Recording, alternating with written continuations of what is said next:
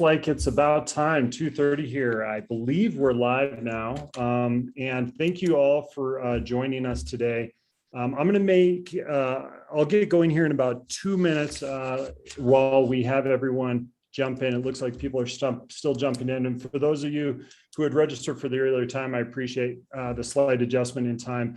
But I'm really excited to talk about everything that we have going on today. Generally, the LAD group, we talk about housing and the issues around housing and how it affects those who live and work here in Bend, Oregon. And where we stand right now with the dramatic impacts that we've had because of COVID-driven migration and our run-up in housing prices, housing affordability is becoming a bigger and bigger issue to the point to the tipping point where at the far and worst end of it, we're starting to see homelessness issues in a bigger scale for the first time in our town, and that has really come to the attention of a lot of us who live here in Bend. And so what I wanted to do today is talk a little bit about where we stand as a data set, and we'll go over the numbers, where we stand with housing and housing prices. But then today, we have two amazing guests that have taken time out of their busy schedule, and I cannot thank them enough for joining us today. I've got Lynne McConnell, who is the housing director for the city of Bend. She's taken some of her time to join us. Thank you for joining us, Lynne. And then we've also got Anthony Broadman. He's with the Bend City Council, and he has been an outspoken advocate of trying to solve some of the biggest problems that we've got here in Bend. And so I'm really excited that they've joined us today. And what I'm going to do is I'm going to push their input off just a little bit, and let's start with the framework that we have and regarding housing and affordability right now. So here we go. Caveat before we get going, this is not an all-inclusive housing affordability and homelessness panel. This is not a city agenda. These are slides and data that I put together, and not necessarily the stance of the guest, but what I'm trying to do is create a head-on and open forum for discussing these challenges facing our town, and kind of a call to action for people to get involved and make your voices heard. If this strikes you, that you want to get involved, you want to make change, you want to be heard, you think someone's doing it wrong, this is a challenge. And being in the real estate industry, this is kind of a proverbial third rail that we're not supposed to touch. But I feel that this is our responsibility, because I honestly believe that housing can be part of the problem, and it can also be part of the solution. So with that aside, we need to talk about housing prices. And there's different data sets of that support kind of different prices where we're at, and it depends if we use median price or average price and quarter over quarter. But any way you measure it, it's up. The quarter 2 data that the Central Oregon Association of Realtors had median price up about 36%, or let me see, 37% year over year. The data that I came up with most accurate data that went through August shows that we're up about 26% year over year. However you want to measure that, it's very uncomfortable and it's very high. The one good data point that I also want to talk about that challenges that a little bit, and I think is a cause for pause, that it's not quite as bad as we see, was that the Central Oregon Association put together this great graph that showed price index versus median price. And really the price index was only up 11% year over year. And what that was is only a basket of homes that had previously sold compared to what they sold for this year. And that shows that the resale homes are up about 11% year over year. So why do we have that big delta that shows 40% appreciation? That really has more to do with the basket of median homes that we're selling this year. And a lot of these are these new luxury homes, $2 million, $3 million, Northwest Crossing, Tetherow, et cetera, that may have unfairly driven that stat up a little bit. But even at 11% year over year, it's still showing strong growth. And it's very tough for those who live and work in Bend to afford housing. And this was probably the most graphic display that I was able to put together. So what I did this morning, this is accurate data. I said, okay, within this 8-mile boundary around the city of Bend, how many homes are available? Currently, we have 306 homes on the market. But then I also went and said, okay, how many homes under 400,000? It was one. And the data set of why I picked that $400,000 mark was, this is a great graph that the city of Bend has put together. And it shows that the average median income is about $80,000. And according to today's stats, so 10% down on mortgage, et cetera, you can afford about a $380,000 house. Now, that's teachers are below this level, social workers, web developers, photographers, et cetera. They're all below that level. And this here is what we're dealing with. So if I think that we can collectively say we have a housing affordability and supply issue in Bend, and this is something that we need to come together and address, because when all the people in Bend that have average median income are fighting for one house, and that one house, by the way, is a mobile home, we have some serious issues that need to be addressed straight on. The other challenges that we're dealing with are that standing inventory continues to fall. So this is months of supply of houses here in Bend. We currently stand at about 2.5 months of inventory. And what that says is that if all new homes, if no new listings came on the market, how soon would we sell through? And in less than 3 months, we would sell every single house on the market in Bend. And where that really comes into play on long-term trends is it becomes a seller's market. And we've been in this seller's market really since about 2012, 2013, where the buyer demand is outsupplied, the demand is outstripped the supply. And what that has done is driven these prices up. And so we currently stand at the lowest level inventory that I've been able to track back in the history of Bend, history of the US. This is something we've never really dealt with in this factor, in this magnitude before, and it's real. So Lawrence Young, who's the chief economist for the National Association of Realtors, said at a broad level, home prices are in no danger of a decline due to tight inventory conditions, but I do appreciate prices to appreciate at a slower pace by the end of the year. And he went on to say, ideally, they would rise in line with income growth as new construction and new listings become available. And there is some hope. So if we look, while our amount of listings are down because we have so many buyers, the new listings compared to last year are up. So we're up about 13, 14% year over year. This is coming from a variety of sources. This is coming from people that were uncomfortable listing their houses before because of COVID, or there was just too much uncertainty in the job market, things like that.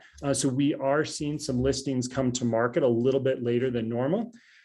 But I think, and I've done presentations on this before, and I can go back and do it again at a later time, but nobody's really calling for a housing bubble. Nobody is really calling for something that's going to pop and all of a sudden make it affordable. This forecast was put together by a bunch of economists, and their consensus was that the US was going to have an above average appreciation for 2021, and then it was going to settle down in the years to come more in that 3 to 5% a year appreciation. But for those that are hoping that there's a housing bubble out there that's going to pop and all of a sudden solve our housing crisis here in Bend, I just am having trouble seeing it. We are starting to see some data that is supporting some corrections. That we're starting to see some corrections in parts of the market, in luxury, et cetera. But what I don't see is a widespread depreciation coming our way. So I think these are facts that we need to deal with.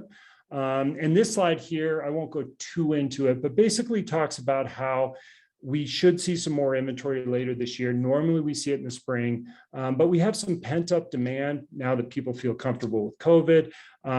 New construction is starting to pick up a little bit. And then there's also that forbearance in the foreclosures that we've talked about that for the last year, where there was through the CARES Act during the pandemic, people were able to get forbearance on payments of their loan. There's a fair amount of people that are in that program.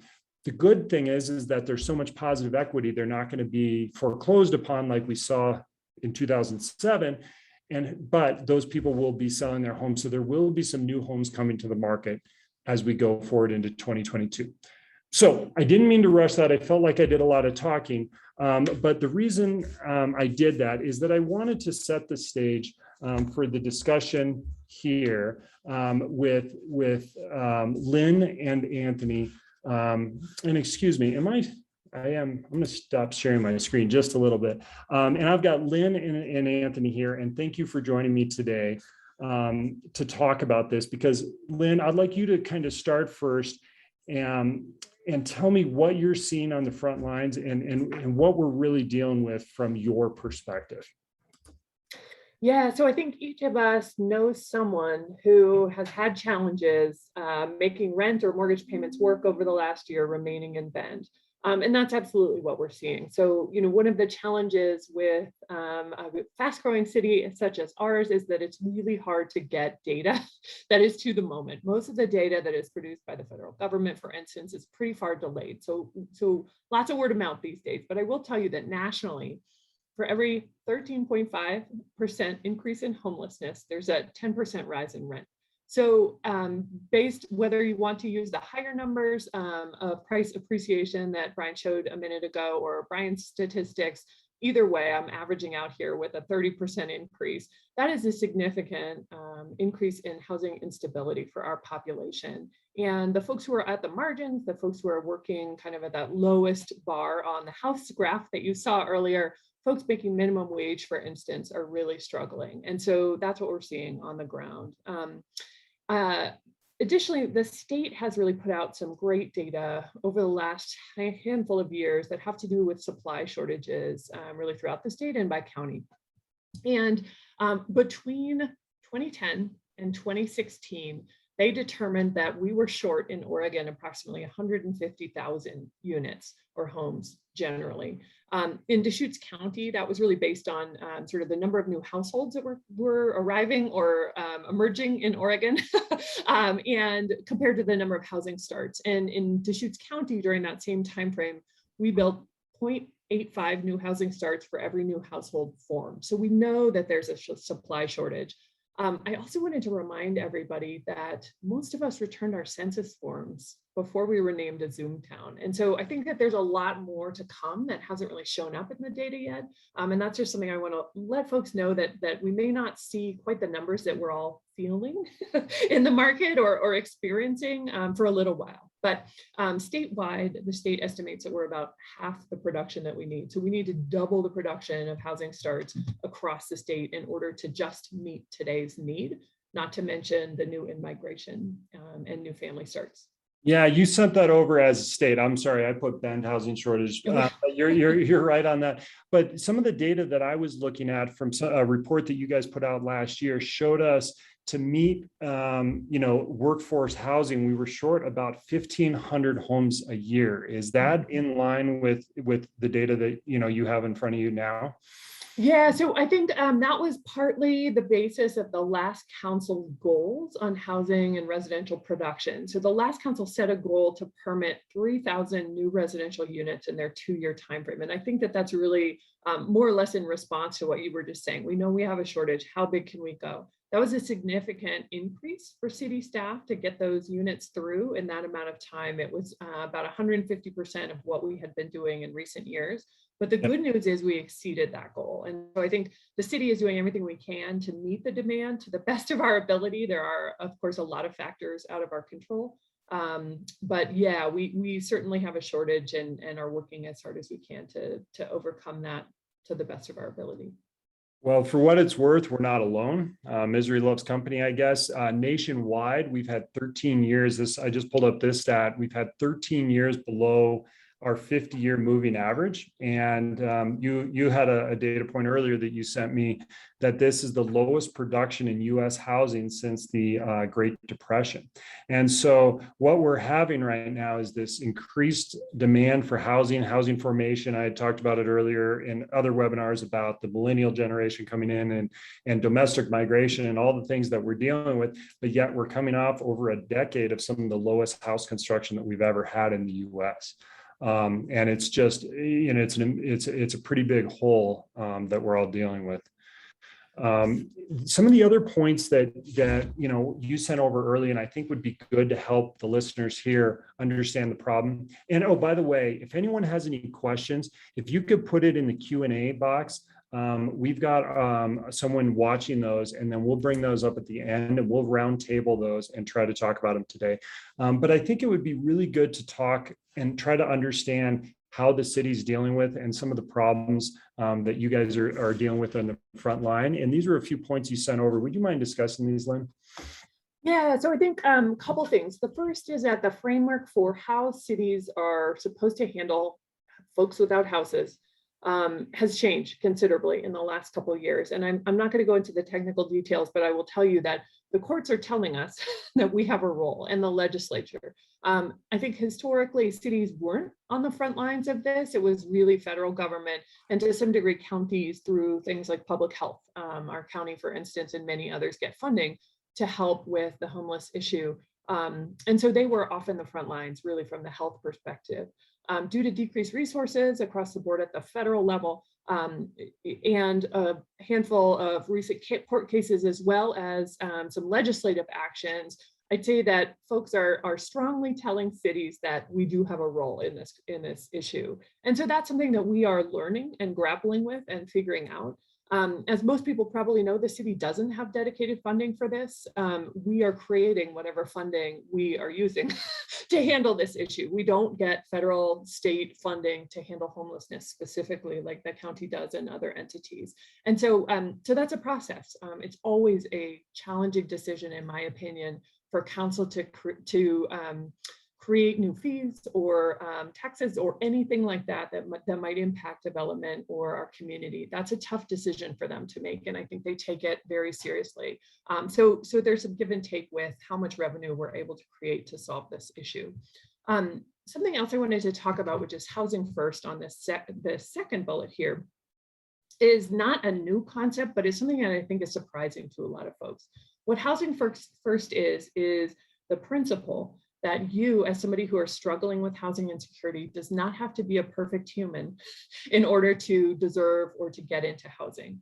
And the reason that this is a switch is, I think historically we've seen an increase over the years, many years, in requirements to get shelter, such as sobriety. For better or worse, here we are. It is nearly impossible to maintain things like health, whether it's physical or mental, strong education, and doing well in academics, a job. All of those things are extraordinarily challenging to maintain if you do not have stable housing, or if you're worried about where you're going to sleep tonight. Showing up to a job without having taken a shower is not an awesome thing for anyone, right? But that's the reality that a lot of our community members are facing. And so the idea of housing first is, let's get the folks into homes with roofs over their heads, and then let's work on all the other issues. And that's really been the national policy for close to a decade, I'll say, in fits and spurts, and really has been, I think, embraced more and more as the way to go. Believe it or not, it costs a lot less to house somebody than it does to put them in the ER, to deal with police enforcement or jail, or any number of other levers that we have to deal with the problem. And so that's a big push, I'd say, that is happening not only at the national level, but also locally, an emphasis on trying to house people so that we can work on any other issues that they have. The difference, and I'll move on to this next slide in a second, is that folks that we are seeing who are homeless now are a very different mix than what we saw, let's say, 30 years ago. It is very much an economic issue now more than ever. And so we're seeing some of the other associated issues, such as substance abuse, coming in part as a result of homelessness and not necessarily as the reason for homelessness. More and more this is happening, and that's a part of why Housing First is an effective model. So this slide is the framework that the city is using to address the issue. And really it is the whole way through the process, right? So we know that folks who lose housing in Bend right now are gonna have a heck of a time finding a new place to go. So strategy number one is keeping people in their homes. And my program funds rental assistance, mortgage assistance, and associated supports to help with foreclosure and eviction prevention so that folks can get back on track, keep their housing, and everybody's stable. We also are working, as the media has shown, and anyone who's come to a council meeting in recent past seen lots and lots of work on what we're calling outdoor shelters and other methods to get folks to safe places so that we can hopefully funnel them into the pipeline to long-term permanent housing. And that's the third bullet here, affordable housing. So we have a pretty good sized pipeline of units of true affordable housing, subsidized, publicly subsidized and restricted to be affordable for a long time. In our pipeline, we've done a great job, I think, of bringing in folks who are interested in providing that sort of housing in our community and then supporting them so that they can do that. So you'll see a lot of information now that we're kind of starting to reemerge from our homes post-COVID with different groundbreakings and ribbon cuttings as these new places are opening. And we continue to emphasize this permanent solution of affordable housing for our residents so that they can not fall back, hopefully, into homelessness or housing insecurity. Yeah, this was eye-opening for me when you sent over, kind of the three different pillars of how the city views homelessness, all the way through from housing security to temporal housing, and it was eye-opening to me because so much of this is kind of a flashpoint of these temporary camps that have gotten so much criticism and involvement and feedback on recently, but it's really just one part of the whole process you guys are working on. Is this a problem that is unique to Bend, or is it uniquely on Bend's shoulders given our kind of setting in the state? Or, how are other similar cities dealing with this? And is so much of the burden on them as it is for you guys here at the city? Great question. Yeah, do you want to? Yeah, go for it, Anthony. So no, Brian, no, this is not a Bend problem. In fact, we hold ourselves to a very high standard here, as I think we should. But I want to give Lynne's office and staff credit for doing an exceptional job when it comes to this last bullet point here, affordable housing. We have so much stock and are doing an exceptional job of capital A affordable housing and lots of different types of housing stock. You've seen that with our last council meeting, implementing the HB 2001 rules. And, for folks who watched that process, which basically legalized all types of housing stock within the city, there's more to do. And there will be rulemaking regarding the climate friendly development of our cities and cities of our size in Oregon that is going to further impact how we make decisions about land use regulation. I say all that because we've done a great job historically of creating units in the pipeline. What we need to do now, and this is, I'm not speaking on behalf of anybody but a single city councilor, is have a cohesive community approach to preventing and ending homelessness in Bend. That's why you've seen a few of us, and I expect the entire council, and I also expect this to emerge from our emergency homelessness task force, make a proposal to the county. Is this a county problem or is this a city problem? The answer is yes, right? Is this a housing stock problem? Is this a behavioral health problem? Is this a regional economic problem? Again, the answer is yes. We are dealing with this. We are uniquely situated in Oregon. We have a much higher rate of chronic homelessness in Oregon than many other places throughout the country. But the myths surrounding Bend homelessness are not solving our problems. Most people in Central Oregon who are experiencing homelessness were not transplanted here. They weren't attracted here by some homelessness field of dreams. We didn't build it and then they came. Most people here, who are experiencing homelessness, their last stable situation was here. The point in time count, which we just got and is low, I believe, was 1,099 people. I've talked with the Bend La Pine School District. They've told me that we have 231 Ben Lapine School students experiencing homelessness. So these are horrible numbers, but I also want to give a little bit of hope that these are numbers that can be solved, because we know through the tools that Lynn has mentioned, housing first, a pipeline, and the kinds of tools that have worked elsewhere in Kern County, California, with the community solutions approach. You know who is in your community experiencing homelessness.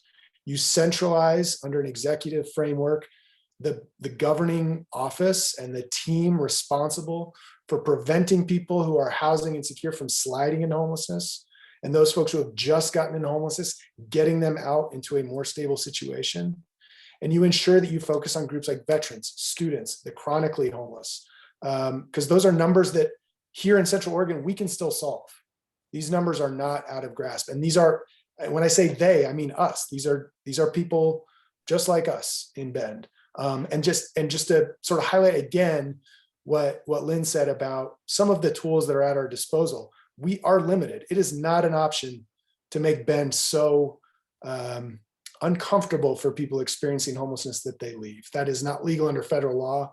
It's a catastrophically expensive way of dealing with a problem that we know we have solutions to, and that's more homes. And it's not just more affordable homes, it's more market rate homes. It's more homes that provide housing, to all of us here. So yeah, top priorities for the city: rehousing. We are all operating within the Oregon land use system. It is why we have such an extraordinary place to live. I know I'm preaching to the choir a bit here to you, Brian, but the reason why we all love where we live is because of the state land use system, which is challenging. But this is the framework we live in. As most folks probably watching this know, we are subject to housing needs analyses and expansions or non-expansions of the UGB. And we have to operate within those framework. But I'll say that I feel like our delegation, including Representative Krupp and past councils, have sought creative ways to ensure that we are focusing on the people who are most in need. So our Stevens Road UGB expansion, which passed the House in HB 3318, has 20 acres set aside for educator housing for the very folks who we know are struggling, the hardworking teachers, the hardworking employees of the Ben Lapine School District, to find a place to live. We want police officers, doctors, nurses, educators to be able to live in the community where they work, right? So that's an example. It's not that Stevens Road 3318 will not solve all of our problems, but again, kudos to staff and to our delegation for continuing to look at creative ways to try to solve this issue. We've also taken the mantle up from HB 4079, which it's years ago now, but we're now seeing the fruits of that out on Highway 20, which is a small expansion. I think it's roughly 35, 40 acres. Again, testing whether we can get some affordable housing quickly outside of the UGB process. So homelessness, according to our point in time count, has increased 13% over last year, but it increased roughly the same amount the year before. This is not a problem that is going to go away quickly, but there are solutions, and they primarily, I believe, lie in a joint executive level approach to this between the county and the cities, and a by-name data set and a housing first approach that is even if you philosophically disagree with a lot of the things that come with a housing first approach, it is the fiscally responsible approach from a governmental standpoint. Well, I'm with you, and I mean this is the challenge that we deal with, because so many of us are attracted to Oregon, and it hasn't become the sprawl of some of the states that sit around us. But with that planning, I'm sure come hurdles to quickly respond to housing needs, right? So obviously, Oregon has it tough in those regards, but I think there's it's within the urban growth boundary expansion and planning and upzoning and all that to address these issues. For those that are always saying, hey, it's not happening fast enough and builders and developers can't build fast enough because of these limitations, do you have any sort of response or reply to that? that we're not permitting construction Yeah, equipment. they're just saying there's not enough readily developable land in front of us to meet these needs. But yeah, I mean, I would suggest it's math. And that's, we had the sort of gold standard when it came to the housing, the UGB that we got, the UGB expansion that we got. A lot of people think that there's a finger on the scale or something. It's actually that we look at the housing stock, we look at the lines, and there's a below the line, numerical result. I expect that's what will be happening in the next few years here. It's sort of academic to me whether people think that that's philosophically, wrong or right, because that's the world we live in. So what do we do now? Well, we know what we do. We focus on ensuring that there's enough housing stock of different types available within the land that we have. That's why the BCD is so important.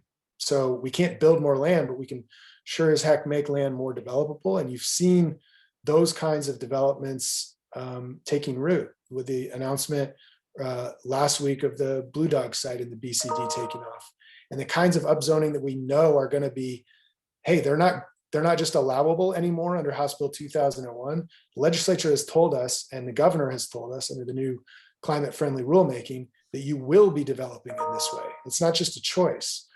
So people need to pay attention to those climate friendly rulemaking processes, because that is going to dictate a lot about how we develop, where we develop, the kinds of transportation infrastructure that's going to be required in cities of our size, and it's going to affect the amount of homes available to people who live here.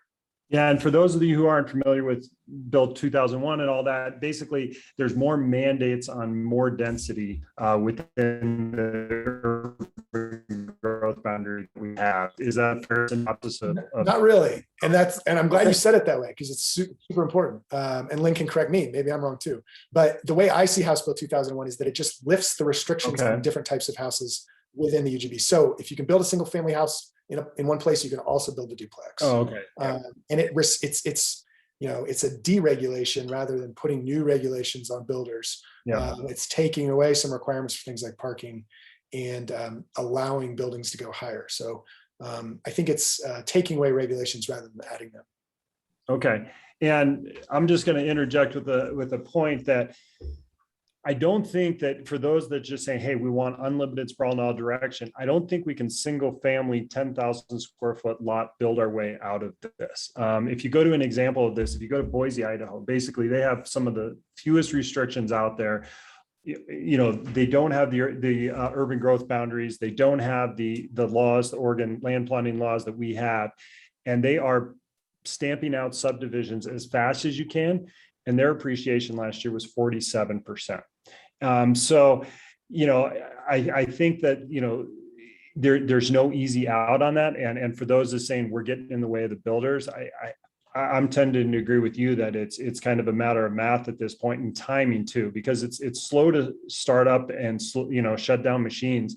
And COVID scared builders and the industry alike. And there are a lot of builders that would love to be building 5 times as many houses as they can right now, but they can't find painters, they can't order garage doors, et cetera. And I'm afraid that, it's a couple year cycle to start catching up. And I think we're kind of at that crux point right now. At least we're seeing it on the front lines in sales. But what I'd like to do is open up, those were awesome feedback. I'd like to open it up for a little bit of questions. Anthony, you addressed this earlier. There's a misconception out there that, hey, is this homeless population coming in? Have they been just coming here because they're attracted to it, or did they lose their housing there? You addressed it before. Lynn, do you have any thoughts or data that supports that? Yeah, so Homeless Leadership Coalition each year does what's called a PIT count, or point in time count, and it is not all that accurate. I think Anthony really talked about that earlier. But it's what we have to work with. And what they do is deploy hundreds of volunteers throughout the Central Oregon region. It's something that happens nationally at roughly the same time every year, and try to count everybody they can who is homeless. So those are the numbers that we have to work with. And one of those questions is, how long have you lived in Central Oregon before becoming homeless? Or in past years, it's been things like, where were you last living before you became homeless? The vast majority, by far, have been living in Central Oregon prior to becoming homeless. So these are the people who are making us coffee, and burgers who are answering the 911 calls or riding the ambulance when we call them. It's our folks who are out there facing life in less than desirable places. Okay. Yeah. And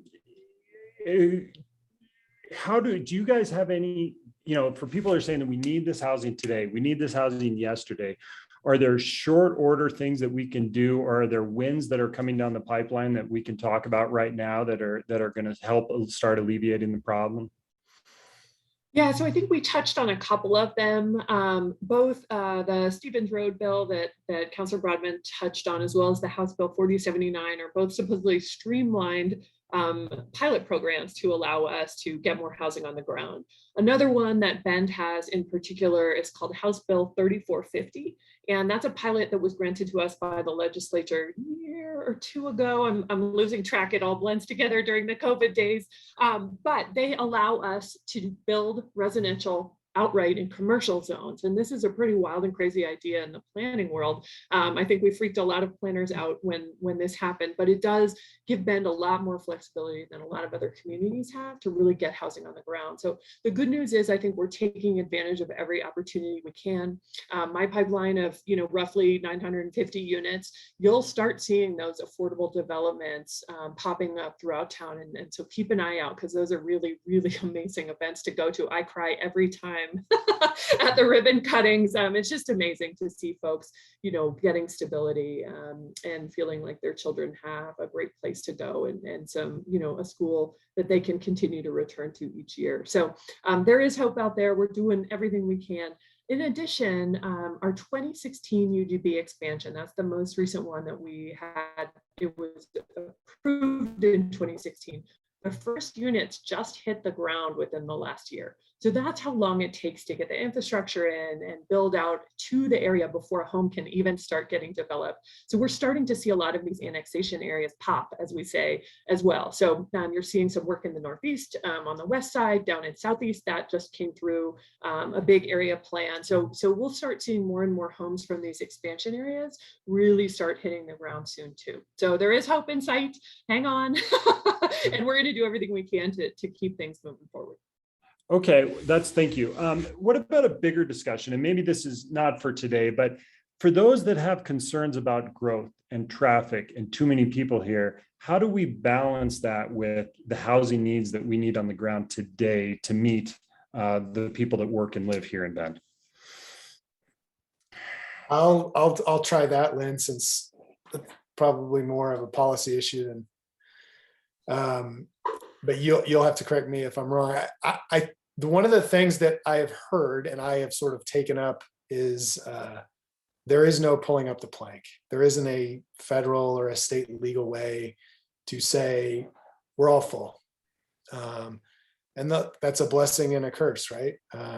But I think the best thing to do for me as somebody who's setting policy, and I think Lynn hit the nail on the head, we're making policy right now that it's not going to be occupancy certified for 5 years, right? If there were a UGB expansion passed today. So we have to think that way. We have to think that far in the future. What are we going to do? Because this is not going to stop being a desirable place to live. Yeah. We're going to have more and more people living here. There's going to be great places to live, even if it changes, even if it becomes a different Bend than the Bend the day that we each individually fell in love with it. It'll still be a great place. And so what do we do to make sure that we don't grow so much that we change what we love about it? And I think that's by keeping our eyes on what are Bend values. Bend values are, we are a hardworking city. We are a city that values our natural environment. We are a city that takes care of each other. This place was built because our city mothers and our city fathers looked at this bend in the river and thought, look, we can build a business here. We can build a home here. And I think that it's important to remember that the same things, the industriousness that have turned this from a timber town into whatever we want to call it now, post-timber, are still there. And we just need to continue to keep our eyes on values, which at the end of the day is just making sure that this is a great place for our kids to grow up, start a business and raise kids of their own. Yeah, I couldn't agree more. Roger Lee from Edco once said, trying to pick a snapshot in time of what Bend is and what should always be is like living on a knife edge where, when you stop growth and you stop change, you become highly disruptible. When it was just a sawmill town, when that one sawmill went out, it fell apart. And so growth and change is messy, it's problematic. But what I've always been admired Ben so much for is that it was so intentional about addressing these issues. And for those who haven't gone to city council meetings or to planning sessions, things like that, there's a lot of courageous, smart, hard-working people working on these issues, and they are losing sleep over it. While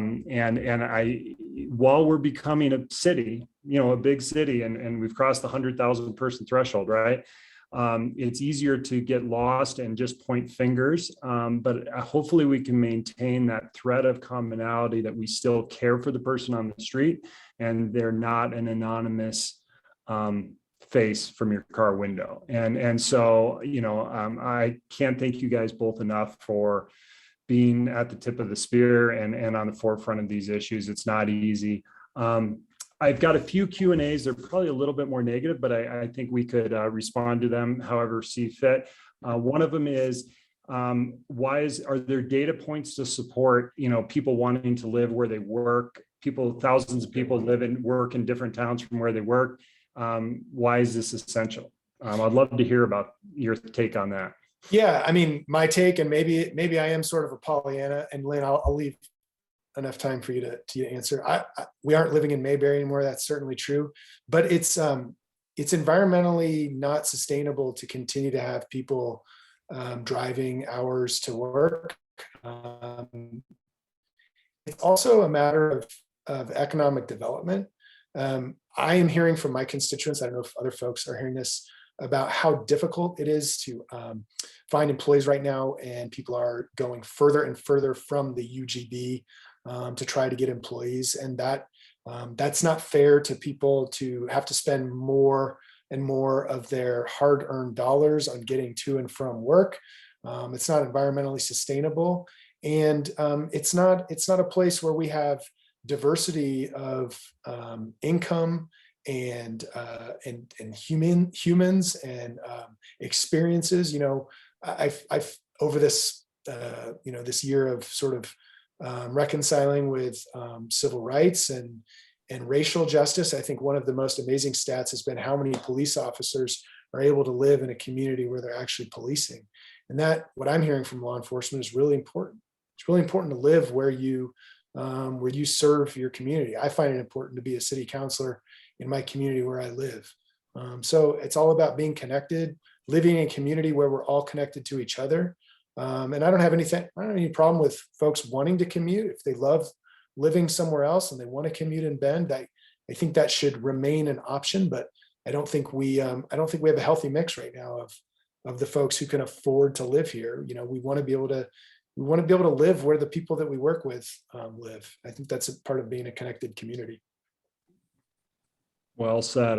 I couldn't agree more. I think to have a whole community is essential. And I spent a few years living in a resort town in Colorado, where most of the service workers lived out of town, and it creates a shell of a community. And it's not real. And Bend, we moved our children and decided to raise our family here in Bend because it was a whole community, because you do run into your child's teacher at the coffee shop or whatever. And I think that's incredibly essential to having the town we want. Another comment here, this was more specifically addressed to something, while you guys didn't control this was a state item about rent control last year, and some of the feedback that landlords are selling their properties because they know they're losing control on and getting kind of trapped in prices and not able to raise it. And to be honest, I've experienced this on my own, and I've seen it. And we do have investors leaving the state saying, I've lost control of my rental. The state is controlling the house that I'm putting on the market as housing stock for the state. and they're selling and putting their money elsewhere. And often those renters that were renting that house, when that house then becomes for sale, they can't buy it. So I would foresee that as less rental housing stock. Do either you have an opinion, just to answer that person's question, while it's outside of the purview really of what we're talking about today? I think you should email your legislator. Yep. Okay. Yeah. I was, just to add on to that, I was going to say that, you know, the need for rent control or desire for rent control, whatever you want to, however you want to view that, is to me a product of a broken housing market. And that's where we are. If we had enough supply, there would be no need to even have this discussion about rent control. And so I just wanted to kind of bring that around. It is absolutely a symptom, or the desire to talk about rent control or enact rent control, symptom of a housing market that doesn't have enough supply. And so there's none of those natural, I guess, balances, if that makes sense. So just to bring it back, that's yet another reason why we are continuing to push supply and make sure that Bend does have options for places to live for people. Well, I don't want to take any more of your time. I appreciate all the people that joined us today. Lynn, Anthony, thank you for all the hard work that you do and giving everybody 45 minutes here today. Thanks, Brian. Thank you, Lynn. Thank you. Thank you both. Take care. And for anyone that's still on here, I'm going to have links to everything we talked about, and we'll put that up on Facebook as a link so that you'll have access to all these resources. Take care. Have a good day.